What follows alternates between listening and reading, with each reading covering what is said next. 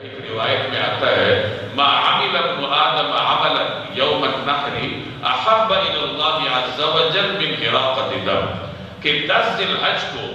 ابن آدم یعنی انسان جو بھی عمل کرتا ہے اس کے ہر عمل سے زیادہ محبوب اللہ کے ہاتھ خون بہانا ہے۔ جانور کا خون بہانا اللہ کی رضا کے لیے یہ قربانی کہلاتا ہے۔ تو یہ خون بہانا 10 ذی الحج کو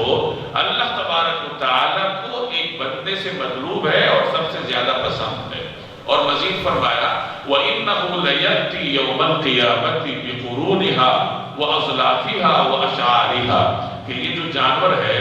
جسے آپ یہاں خاک پر لٹا کر ذبح کرتے ہیں تو یہ فانی نہیں ہوتا بلکہ یہ آپ کے نام اعمال میں درج ہوتا ہے، اور قیامت کے دن یہ جانور اپنے سینگوں، اپنے کھروں اور اپنے بالوں سمیت آئے گا، یعنی یہ تمام چیزیں آپ کے نام اعمال میں تولی جائیں گی۔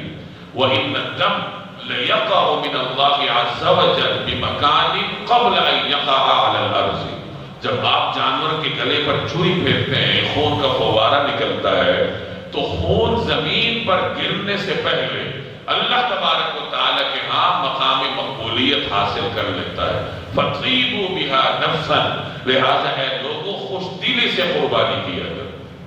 یعنی کہ اتنا عظیم عمل ہے لہٰذا اس کو خوش دلی سے انجام دیا کرو، اس عظیم عمل کے انجام دینے میں اپنے اوپر کوئی بوجھ محسوس نہ کرو۔